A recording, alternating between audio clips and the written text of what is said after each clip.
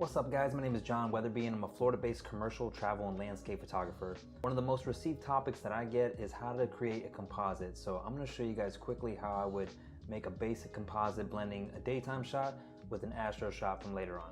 I'm going to try and make this short. It's going to be pretty basic, otherwise it could be as long as a half hour, but I'm going to try and keep it about 10 minutes. So this be pretty basic, not too much in depth with the color correction and dodging and burning, but basically the essentials to get you started. So check it out. So these are the images we're going to be working with here, and as you can see, these were shot at sunset here, the sand dunes at Death Valley, and we are going to combine these three shots. This is the Milky Way shot from later on. So the idea here is we're going to use this sand dune here for our foreground. We're going to include the person standing on the top in this picture, and we're going to blend it with the night sky here. So basically when you're doing a composite like this, you're going to really want to match the tones up. So because this is a sunset shot, we want to make it a little bit cooler. So we'll bring this down more in the cool range, and we also want to take a little bit of the saturation out because nighttime images won't be as saturated. For this shot here, we won't worry about that too much because again, we're just blending in the guy, but we will cool this off a little bit. And we're actually gonna increase the contrast by bumping the whites up, and you'll see in just a minute why we're gonna do that, because we're gonna be using a darken blend mode. It's gonna help us out. So this shot actually could be a little bit cooler. Let's cool that down a little bit more. That looks good. And then as far as the Milky Way goes, we'll just cool this off a little bit, increase magentas a little, give it more of a purple hue. And we'll make a radial filter here. And when you make this radial filter, you want to make sure that it's inverted so it's infecting the inside. And we're just gonna increase the whites a little bit and the clarity.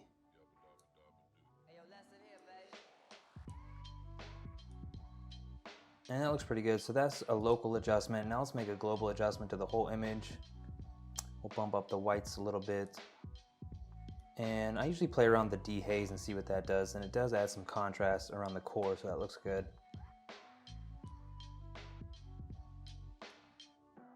Yeah, it looks pretty good. All right, so we're gonna select all three of the images. We're gonna right click, go to edit in, and open as layers in Photoshop. And when you open as layers in Photoshop, it basically stacks all three of the layers right on top of each other and gets you set up to start blending right away.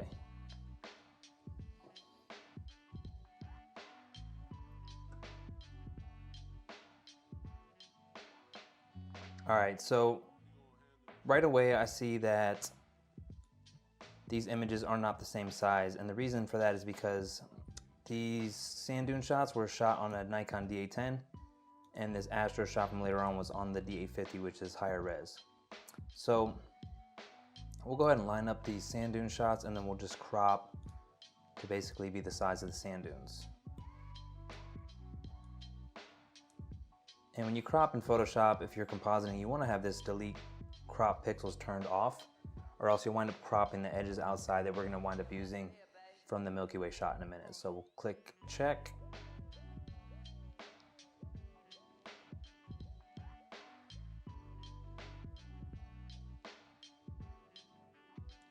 All right, so there's a few ways that you can make a selection of the sky here. I'm just gonna use a quick selection brush for simplicity, so let's just zoom in a little bit and then draw right along the edge.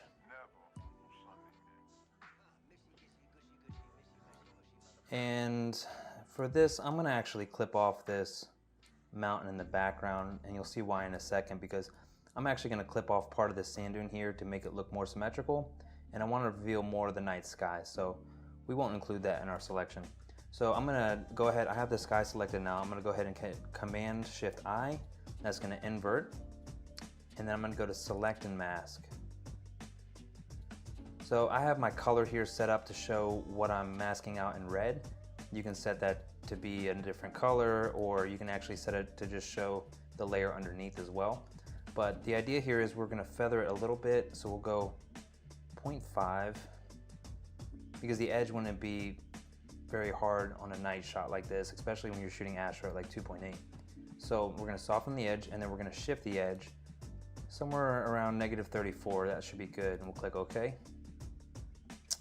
And the reason why you want to shift the edge is because you want it to go below the actual horizon line or the foreground line, so that when you mask it out, you don't wind up with any of the sky from the shot showing through, and then it would turn into fringing. So we have this selected now. We're gonna go ahead and hit layer mask, and we're gonna bring this foreground down. So I'm gonna just use my move tool.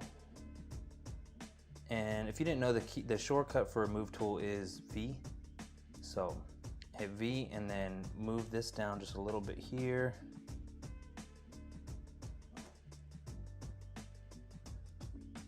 Something like that looks pretty good. I'm actually gonna move the Milky Way up.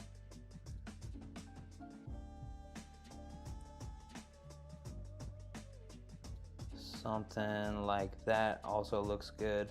All right, now for the guy, we're just gonna make a quick little selection over him. Let me zoom in so you can see better. So we'll just make a little selection over him like this. Actually, we'll go even smaller. Something like that. We'll hit Command J or Control J on a PC. That's gonna make a copy. Now, if we turn him off, actually, we'll just delete that layer. We don't need it anymore. So now we have this little copy of him from a different layer just selected. So I'll drop the opacity a little bit, and I'm just wanting to get the top of the dunes to line up. It doesn't have to be perfect, but you know, if you can get it pretty close, it's great. So I'm gonna turn the opacity back up, and we'll change the blend mode to darken. So now you can see only the dark pixels from the layer show through whatever is darker than the sky or the layer that's underneath it. So to increase this effect even more, we're gonna add a curves layer, and we'll go ahead and clamp that. So if you hold down Option or Alt on a PC between an adjustment layer and a layer, it clips it to it. So when you do that, basically whatever adjustment you make only affects the layer that is clipped to. So in this case, we're gonna do this curves layer, and we are going to bring down the shadows, midtones, bring up the highlights. All right, so I'm gonna make an inverted mask on this layer with this guy. So I'm gonna make a mask and hit Command I or Control I, and then with a white brush on our black mask, we're gonna go ahead and paint him back in.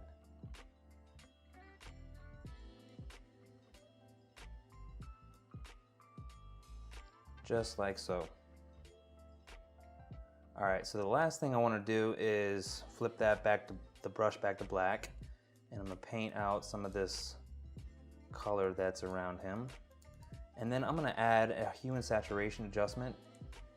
And if you just do that right above the layer, between the layer and the adjustment layer that is clipped to, it'll clip that to the layer as well. So I'm just gonna bring down the saturation, and you can see that there's some red in the photo. So right when I bring that down, look what happens. It just turns to a perfect silhouette. So that looks good right there. And again, I'm just running through this quickly, so you can take more time with it if you want to make it better. All right, so I mentioned that I want to clip off part of this sand dune here, so I'm going to use the pen tool for that. And I'm going to start right about here. And I want to make a line, but I don't want to make it perfectly straight, or else it's not going to look real. So we'll curve it just a tad. That looks good. And then we'll make a selection around the rest of the sand dune. We're gonna right click, make selection, and we'll feather this at 1 pixel, and it should match up pretty nicely. So, all right, let's go back to our sand dune layer here. And with our brush, we're gonna paint on this layer mask. So the layer mask is, a regular layer mask is white. So when you paint with black, it's gonna paint through it and reveal what's underneath. In this case, that's our sky. So I'm painting at 100% opacity and 100% flow. And you can see I just painted that right out.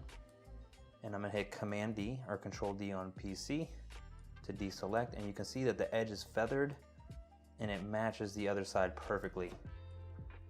So that looks pretty good. I could even clip off a little bit more on this side to make it match up if I want to.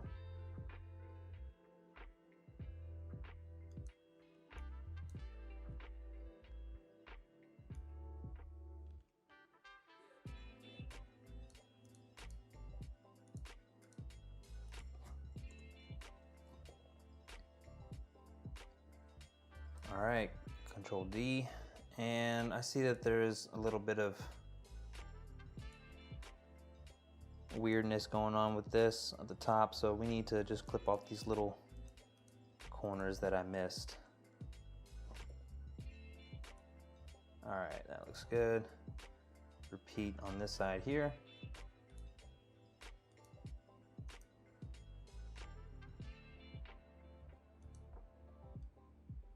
And again, you want to try and mimic the actual curvature and make it look natural. So,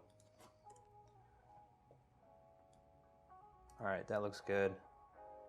All right, so we have our night tone foreground with our Milky Way behind it. We do have to fix some things, so we need to correct for this background horizon showing up from the Milky Way shot. So really quickly, we'll just make a selection, and with our Milky Way section highlighted or selected, we'll just make a little marquee selection tool right over this. We're gonna hit Command T, Control T on a PC, we'll hit warp, and we're just gonna warp this horizon down behind the sand dune. Just like so. You gotta be a little bit careful. On this side there's more stars, but we're gonna try and stretch it proportionately so that it winds up not stretching the stars out. So let's see.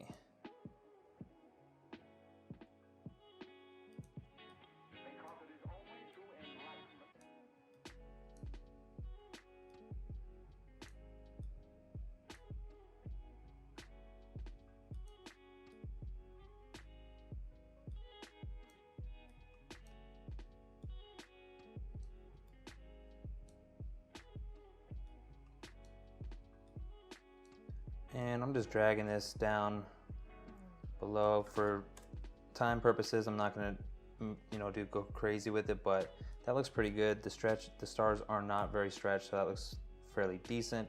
And that's pretty much it. That's the basics right there. At this point, I would go through and do some cleanup, maybe with the spot heal brush. Oops, we want to do that on our foreground layer here. So with the spot heal brush set to content aware, I can go through and I can paint over some of these footprints really quickly, get rid of those. And what's funny is this guy in this shot from the one we took him from is actually standing right here in our actual foreground shot. So I'm doing a little cloning here. All right, so I'm getting rid of these footprints really quickly for time purposes, but you can go through and be a lot more selective.